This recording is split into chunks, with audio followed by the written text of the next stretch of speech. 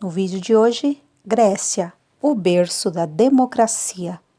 Assistindo esse vídeo, você compreenderá o processo de constituição da civilização grega. Você irá conhecer a formação e as características das polis gregas, em particular de Esparta e Atenas. Vai aprender sobre o surgimento da democracia e seus significados no presente, compreender o processo de formação do Império Greco-Macedônico e a expansão da cultura grega, além de identificar legados da antiga Grécia ao mundo contemporâneo. Olá, este é o canal da Silvana Filgueira Historiando. Aqui você poderá assistir diversos vídeos sobre a história do Brasil e do mundo.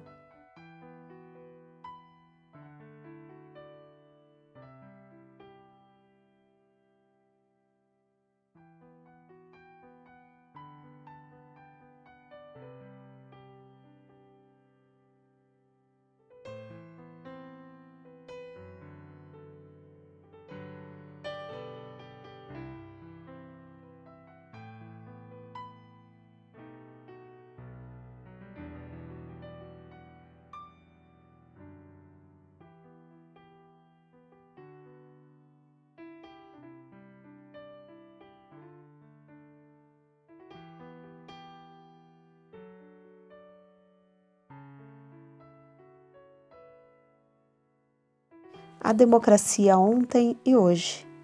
Democracia não é apenas uma evidência da originalidade dos gregos, é também um exemplo do contínuo processo de transformação das ideias e dos pensamentos ao longo da história. Como visto anteriormente, a democracia era um direito restrito a poucos na Grécia Antiga, uma vez que só uma pequena parcela da população da cidade era considerada cidadã e tinha direitos políticos.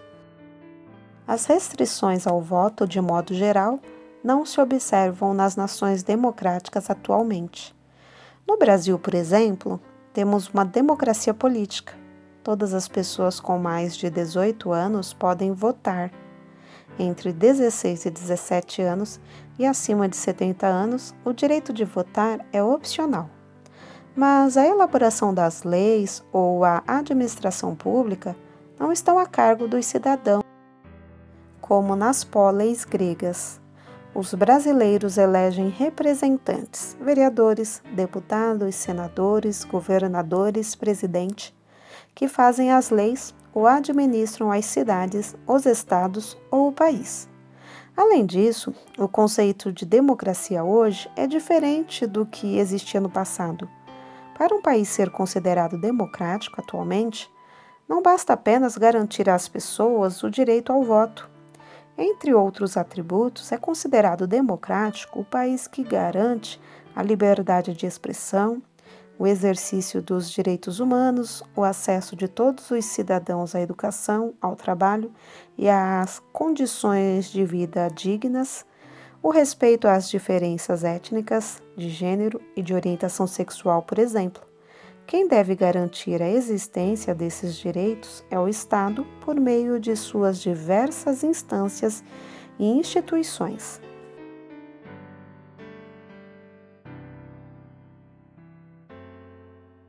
Interpretando documentos. Os antigos gregos valorizavam os cuidados com o corpo, o preparo físico e a prática de esportes. A beleza física era associada a uma cuidadosa formação política, cultural e filosófica e à bravura em guerras. Com base nessas informações, observe os vasos gregos desta seção. Nesta ânfora, de cerca de 530 a.C., há a representação de uma corrida, uma das primeiras competições dos Jogos Olímpicos. Os desenhos desse vaso são atribuídos a um renomado pintor grego, Eupiletos. Era utilizada para armazenar óleo, era dada como prêmio ao vencedor de uma prova esportiva realizada durante os Jogos Panatenaicos. Esses jogos eram realizados a cada 4 anos em Atenas, em homenagem à deusa Atena. A pintura da ânfora representa atletas em uma prova de corrida.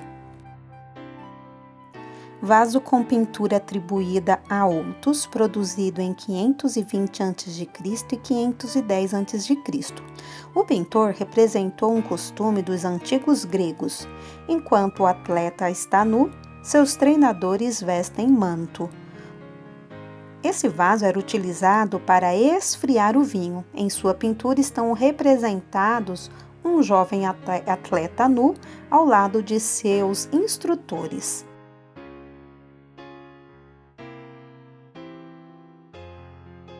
O Império Greco-Macedônio. No mundo grego, as guerras entre as póleis por hegemonia econômica e política eram frequentes, o que provocou seu enfraquecimento. Isso facilitou a invasão da Grécia pelos macedônios, povo que vivia ao norte da Península Balcânica e também falava a língua grega. Em 338 a.C., o rei macedônio Filipe II unificou as póleis gregas, pondo um fim à soberania dessas cidades-estado. Filipe II morreu 2 anos mais tarde e quem assumiu o poder foi seu filho, Alexandre, de 20 anos, que liderou a campanha fulminante de conquistas territoriais. A partir de 334 a.C., seu exército venceu os persas na Ásia Menor e conquistou sucessivamente a Síria, a Fenícia e a Palestina. Em seguida, Alexandre ocupou o Egito, onde foi recebido como filho do deus Amon-Ra.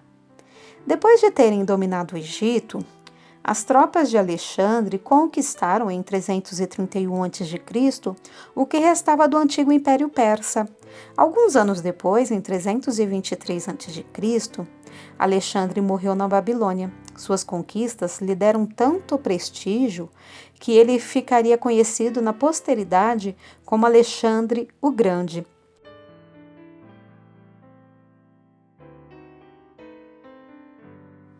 Civilização helenística. Embora fosse macedônio de nascença, Alexandre era um grande admirador da cultura grega. Assim, procurou difundir a língua, a arte, as crenças e os valores gregos nos territórios conquistados. Por isso, chamamos o Império Greco-Macedônico ao grande império formado por suas conquistas. Essa expansão territorial resultou numa rica troca cultural. De um lado, a população dos territórios conquistados assimilou aspectos da cultura grega.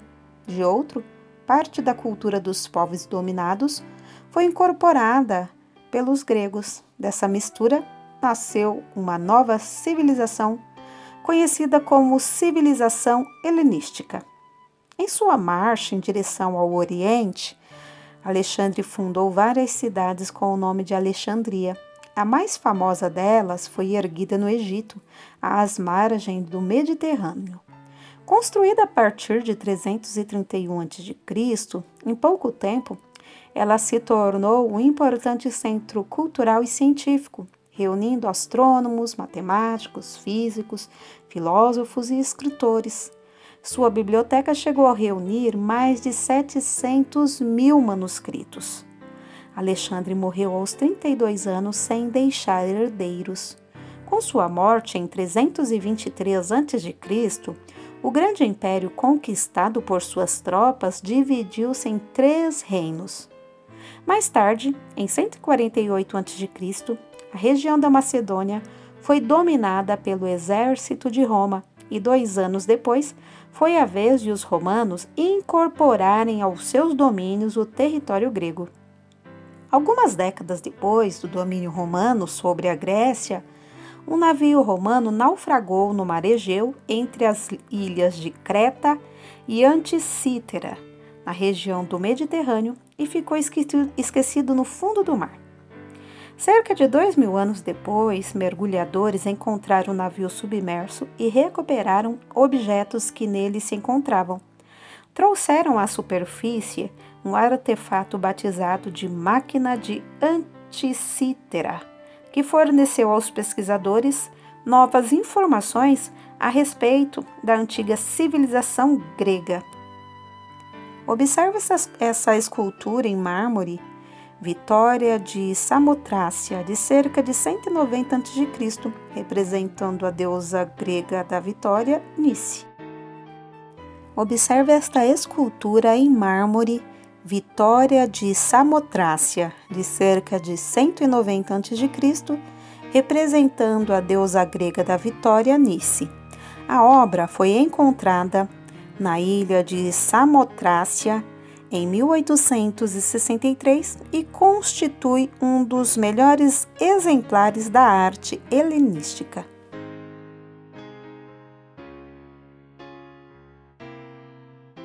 Observe esta imagem.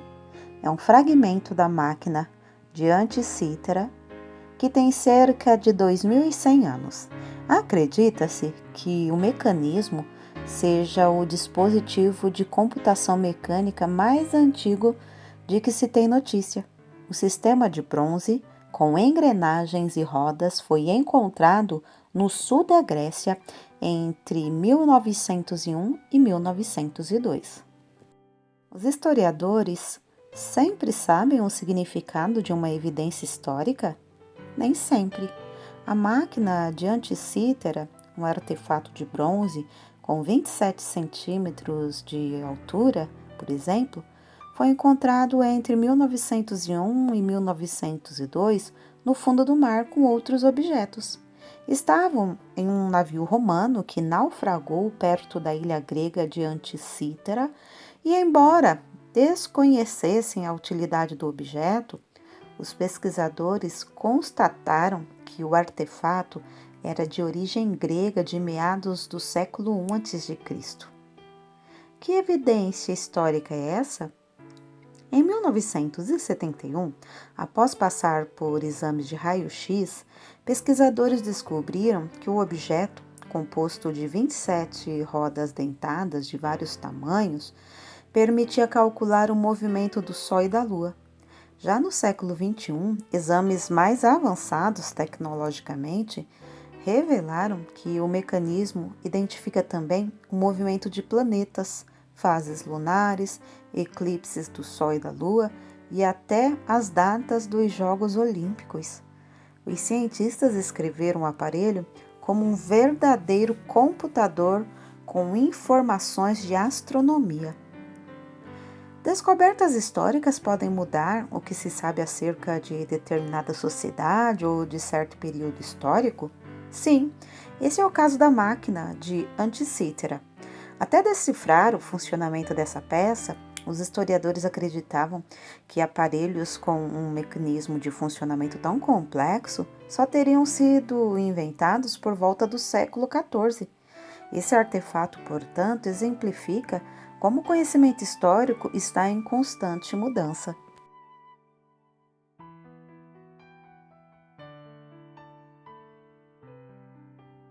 Império Persa. No século VI a.C., época em que Atenas dava início à mudança em sua organização política que a conduziram para a democracia, nascia no Oriente Médio um dos maiores e mais poderosos impérios da antiguidade, o Império Persa. O Império Persa surgiu da união de dois povos distintos, os persas e os medos. Seu núcleo inicial era em terras que hoje pertencem ao Irã. Sob o domínio do rei Dário, os persas já controlavam no século VI a.C.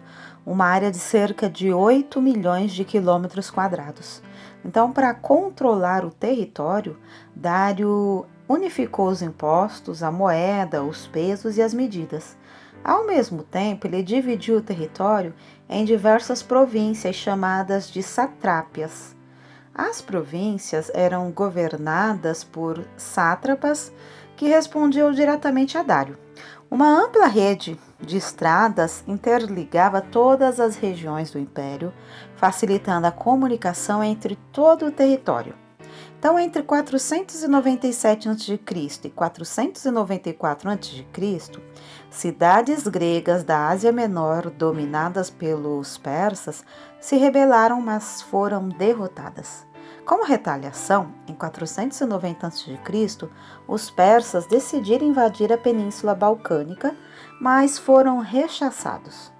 Em 480 a.C., os persas tentaram outra vez ocupar a região, mas acabaram derrotados por uma coalizão de diversas cidades gregas lideradas por Esparta e Atenas. No século seguinte, o rei da Macedônia, Alexandre o Grande, conquistou boa parte do território sob o domínio persa.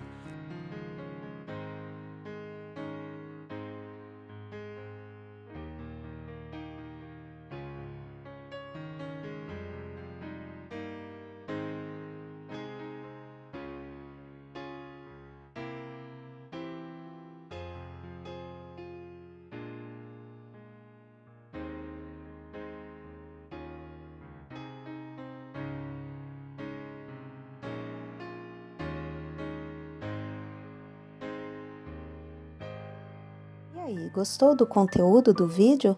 Então se inscreva no canal, deixa o seu curtir, deixa o seu comentário, ative o sininho para você receber do YouTube as notificações de novos vídeos. E não esqueça, siga nossa página no Facebook, Educação Brasileira Historiando. O link está aqui na descrição do vídeo.